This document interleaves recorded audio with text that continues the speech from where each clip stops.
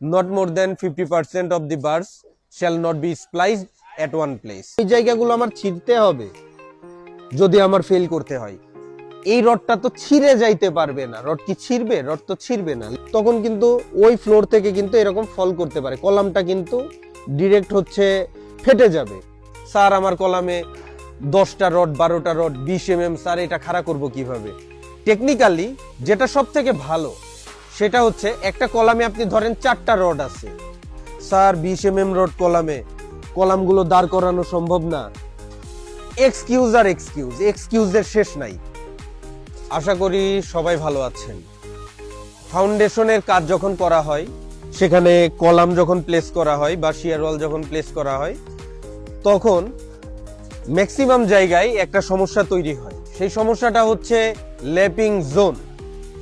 আপনাদেরকে একটা কথা বলি, সেটা হচ্ছে যদি আগে থেকেই বার স্কেডিউলটা করা হয় তাহলে কিন্তু ল্যাপিং জোন সঠিকভাবে করা সম্ভব। উদাহরণস্বরূপ আপনাদেরকে দেখাই, এখানে আপনারা দেখেন আমরা কিন্তু ল্যাপিং জোনটা কিন্তু সঠিকভাবে রাখতে সক্ষম হয়েছি, কারণ এইখানে আমাদের যে সাইট ইঞ্জিনিয়ার উনি আগে থেকেই বার শিডিউল করে দিয়েছিলেন এই জায়গায়, যার কারণে সঠিক মেজারমেন্ট অনুযায়ী রড কাটার কারণে 50% রড কিন্তু আমরা পরবর্তী ফ্লোরে কিন্তু পাস করে দিয়েছি, এবং বাকি 50% রডগুলো কিন্তু আমার এক্সিস্টিং ফ্লোরের ল্যাপিং জোনের ভেতরেই কিন্তু প্রোভাইড করতে সক্ষম হয়েছি।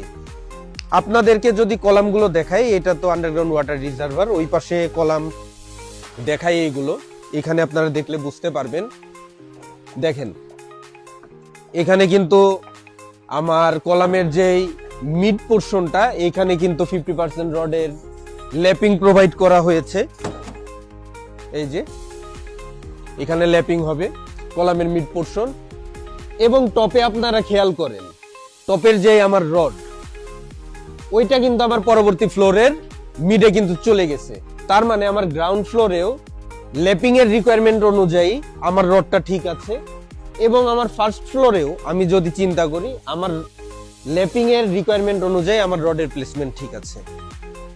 এখন অনেকেই এক্সকিউজ দেয়, শুধু তালবাহানা, এতগুলো রড স্যার সম্ভব না, আমার কলামে 6টা রড 5টা রড, আমার কলামে sir 16 mm rod, sir 20 mm rod কলামে, কলামগুলো দাঁড় করানো সম্ভব না। এক্সকিউজ আর এক্সকিউজ, এক্সকিউজের শেষ নাই। আপনাদেরকে যদি আমি দেখাই, এগুলো কিন্তু 25 mm বার, এগুলো 25 mm বার, এবং এগুলো হচ্ছে 20 mm বার। এমন না যে 25 mm হাফ সাইজ হয়েছে, 25 mm ও কিন্তু লং সাইজ আছে। আমি যদি দেখি এই যে কর্নারে উঠে গেছে 25 mm। সো আমাদের কলামে কি পরিমাণ রড আপনারা দেখতে পারতেছেন যে প্রতিটা কলামে, ইনফ্যাক্ট শিয়ার ওয়াল গুলো কিন্তু আসলে যদি আপনারা দেখেন অনেকের কাছে আসলে ভয়াবহ লাগতে পারে যে শিয়ার ওয়াল গুলো কত বড়। ভবনের জন্য, রেসিডেন্সিয়াল ভবনের জন্য, যারা বড় প্রজেক্টে কাজ করে, মেগা প্রজেক্টগুলো, কমার্শিয়াল প্রজেক্টগুলো, সেগুলোর কথা ভিন্ন। সেই জায়গায় অভিজ্ঞ ঠিকাদাররা এবং অভিজ্ঞ যে মিস্ত্রি, তারা ছাড়া ওই জায়গায় কাজ করতে পারে না, কাজ করতে সক্ষম হয় না।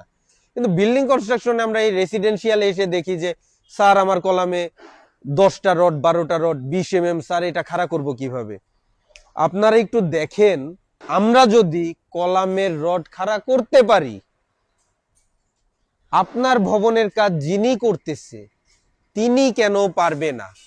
আমরা তো আর সুপারম্যান না, বা আমাদের তো আর এক্সট্রা অর্ডিনারি কোনো শক্তি নাই যে আমরা ওই শক্তি দিয়ে এটা দাঁড় করিয়ে ফেলছি। আমাদের এই জায়গার যেই ঠিকাদার, তিনি যথেষ্ট অভিজ্ঞতা সম্পন্ন, মানসম্মত কাজ করে, এবং তার যেই ফোরম্যান এবং মিস্ত্রি, তারাও মানসম্মত কাজ করে। যার কারণে কিন্তু আমাদের ল্যাপিং এর যেই সমস্যা, আমরা বার স্কেডিউলটা করে দেওয়ার পরে আমাদের কিন্তু এটা নিয়ে বেগ পাইতে হয় নাই যে এটা দাঁড় করাইতে গিয়ে কি হবে কি না হবে। মেন সমস্যা হচ্ছে এক্সকিউজ তারাই দিবে যারা আসলে টেকনিক জানে না। টেকনিকে আসলে অনেক বড় বড় কাজ অনেক স্মুথলি করা পসিবল। যারা কাজ জানে, টেকনিক্যালি যারা সাউন্ড, তারা যে কোনো ভাবে কাজটাকে সহজ থেকে সহজের দিকে নামিয়ে আনতে পারে।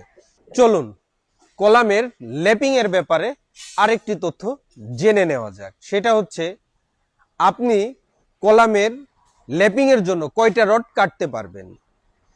টেকনিক্যালি যেটা সব থেকে ভালো সেটা হচ্ছে একটা কলামে আপনি ধরেন 4টা রড আছে, একটা ফ্লোরে আপনি 2টা রড কাটতে পারবেন, আর 2টা যে রড থাকবে এই 2টা রড পরের ফ্লোরে উঠে যাবে।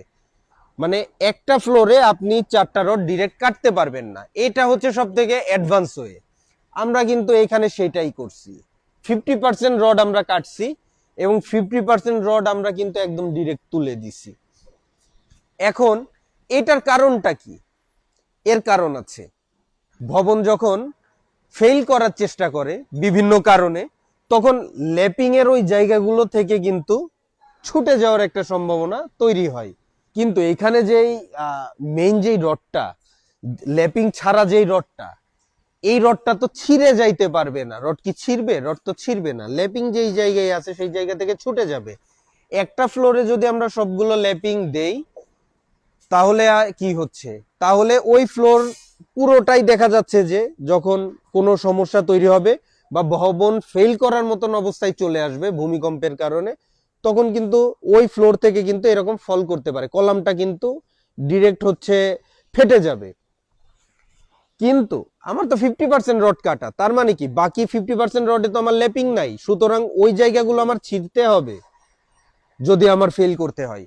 সুতরাং এইটাই অ্যাডভান্স ওয়ে। ইনফ্যাক্ট আমাদের ড্রয়িং গুলোতে আমরা এইটাই মেনশন করে দেই যে not more than 50% of the bars shall not be spliced at one place. তার মানে একটা প্লেসে আপনি 50% এর বেশি রড কাটতে পারবেন না। তো আশা করি ল্যাপিং এর এই কনসেপ্টের ব্যাপারেও আপনারা ক্লিয়ার যে 50% যদি আপনারা ল্যাপিং প্রোভাইড করেন একটা ফ্লোরে, সেটা কিসের জন্য মোর ইফেক্টিভ। আপনাদের কাঠামোতে যখন কলামের কাজ চলবে তখন প্রতি ফ্লোরে সবগুলো রডের জোড়া না দিয়ে 50% করে রডের জোড়া আপনারা প্রোভাইড করবেন। আজকের মতো বিদায় নিচ্ছি। সবার সুস্বাস্থ্য কামনা করছি। সবাই আমাদের সাথে যুক্ত থাকবেন। আল্লাহ হাফেজ।